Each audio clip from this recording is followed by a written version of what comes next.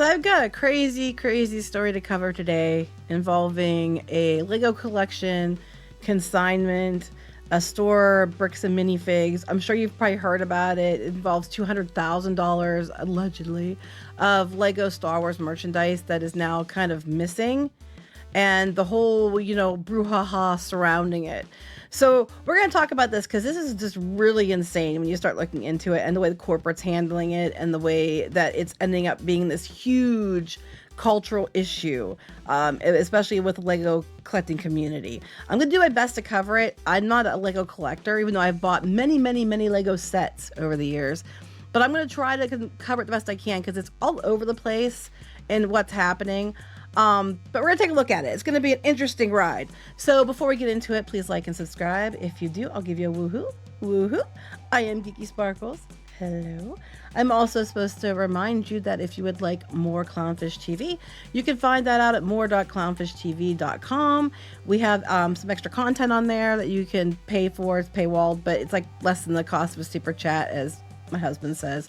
Also, you can hear the video. If you want to hear audio, you don't want video, you want to hear audio only. Audio podcasts, you can find us out wherever podcasts are found. So, the situation. I'm sure you've probably heard about it by now. A lot of you have.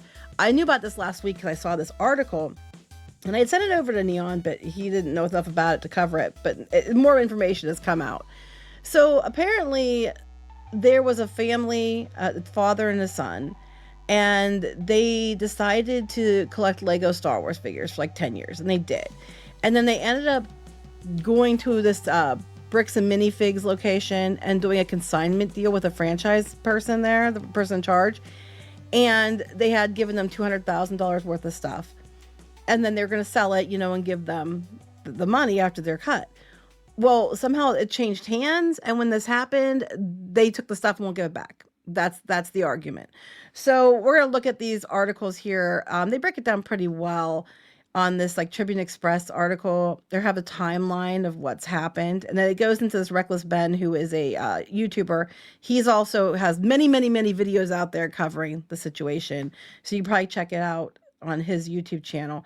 But they said that it was a disagreement over a Lego collection has evolved into the internet's most talked about collector controversies. So the dispute centers on allegations that a Lego collection worth around $200,000 was not properly returned. Okay, it was placed on consignment. They didn't get it back. So according to Brian Mansell, he and his father, I think he's like 83 years old, they went in 2023 and they entered a consignment agreement with Bricks and Minifigs in Salem, Keizer, Oregon. Is that how you say it? The collection included hundreds of sealed Lego sets, rare Star Wars items, and more than 1,000 minifigures. I can tell you for a fact that Star Wars Legos, if they're sealed, can go for a lot of money. I know we sold Falcon sets back in the day, and those things you could get them on clearance at Walmart and then flip them for hundreds because people wanted them so badly. They are just really valuable. The family claims the inventory was worth roughly $200,000.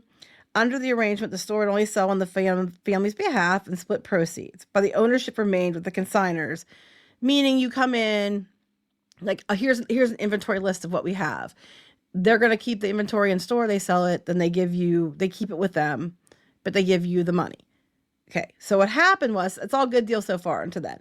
So then what happened was, the ownership of the franchise location transferred to new operators. And according to other reports I've seen, it would happen pretty quickly.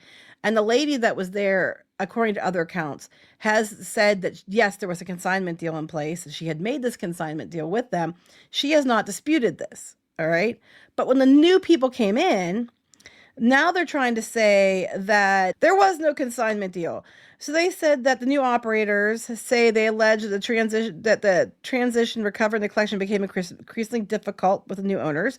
They claim the ownership and associated parties failed to honor the original agreement and did not return most of the inventory, a substantial amount of the inventory. Bricks and Minifigures has disputed that version of events, arguing that the alleged consignment agreement was not authorized under franchise policies. So this is their argument. Not that they took the stuff, not that they have the stuff or don't have the stuff. They weren't allowed to make a consignment agreement. Franchise doesn't allow it. I'm like, but that's neither here nor there. because I mean, this is a corporate role. I get that, but when it comes down to the franchisee, here's the only question is if they can prove that they let them have the inventory for a consignment basis, then you give them the stuff back. It's really not that difficult. I mean, I don't understand why it's so hard. There's proof the other franchise person allegedly is saying that yes, they did have this deal.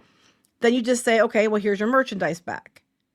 You know, that it's not that hard. Or here's the money to pay for the merchandise at what you would, at the fair rate minus what our fees would have been.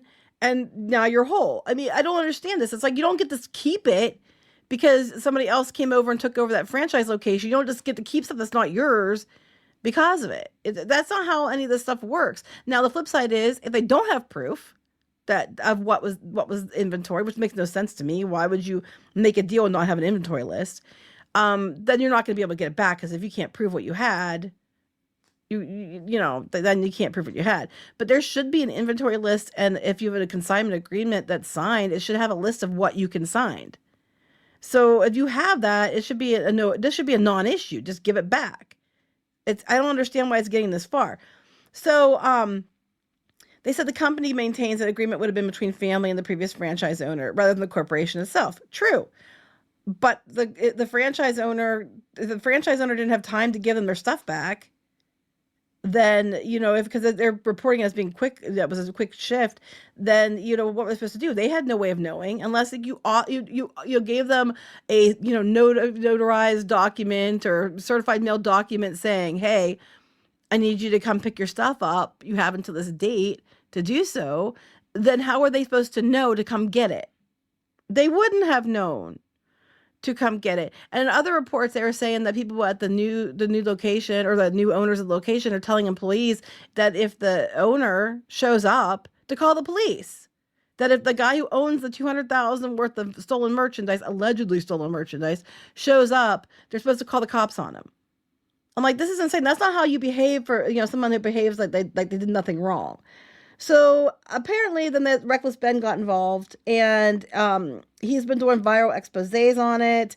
He has apparently used a variety of unusual tactics. They show that he visits stores, recorded conversations, attempts to pressure those involved into addressing the dispute publicly. He also did a deep fake apology video, reportedly created to test whether an apology from the family would influence the outcome regarding the disputed collection. I don't think I'd go there. Like, this guy sounds like he's bringing public awareness to the problem, which is good. But I'm also concerned about how he's doing it, because some of these things might be underhanded enough that he probably will face legal. I know he's getting some legal issues now, and police, I guess arrested him or threatened him. Because some of the methods I think he's using aren't exactly on the up and up either. So two wrongs don't make a right.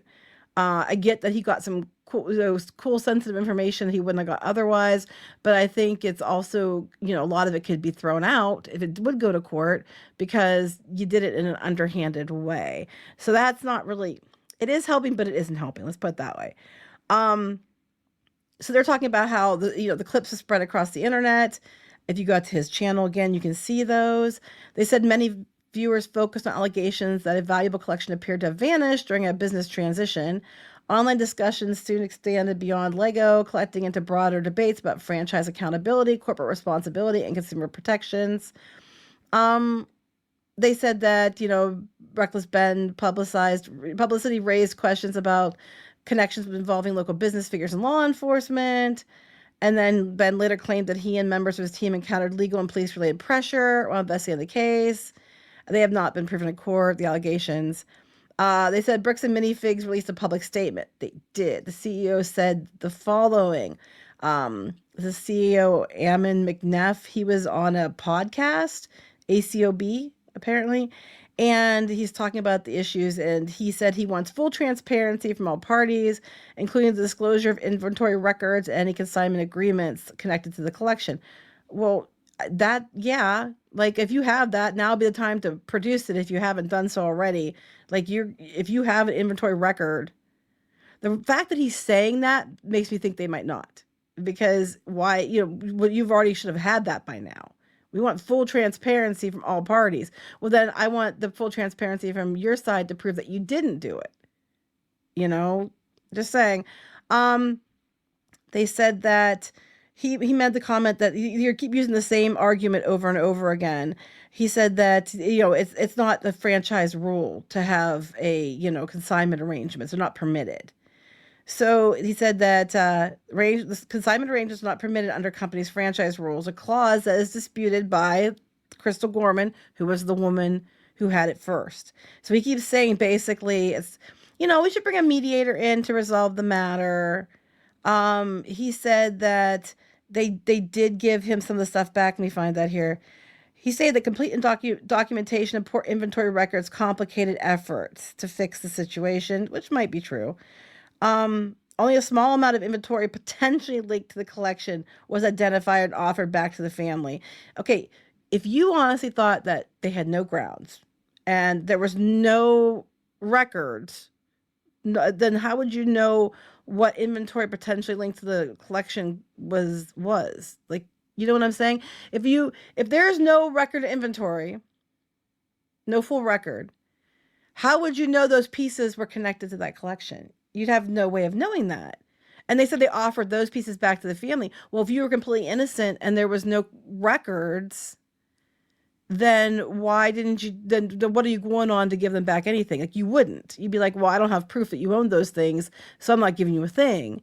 But instead, you're saying, oh, the things that we could find that was linked to the inventory. So there was an inventory list. There has to have been. Because how else would you know, unless it was from a video, what pieces that you have could possibly be theirs? You'd have no way of knowing that unless you had an inventory list. So something's not adding up here. He rejected allegations of theft, corporate misconduct, and claims of police or religious conspiracies. He said that's become a PR nightmare, public relations challenge.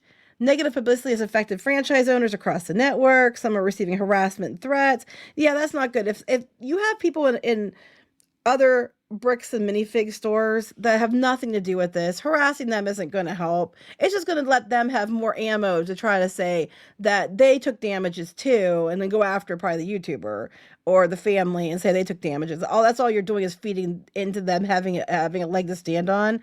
So don't give them that. Don't give them that ammo. They said they're going to introduce stronger inventory controls, additional franchise oversight, enhanced training to prevent similar issues in the future. While legal proceedings remain ongoing, he reiterated the company remains open to mediation as both sides continue to pursue resolution through legal and public channels. Look, if you have the stuff, just give it back.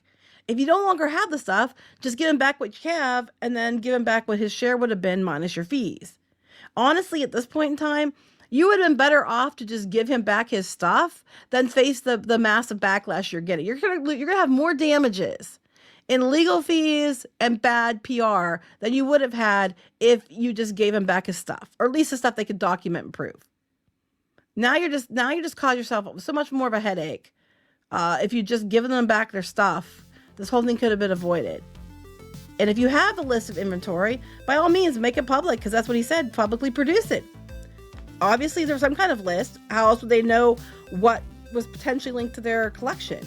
But if you have that, I would make it public if you haven't done so already, because they're going to say, well, you have to prove it. Well, if you have proof, I'd show your proof, or at least show the list, so that they have, say, here's the inventory list that we were given with as our receipt for the merchandise.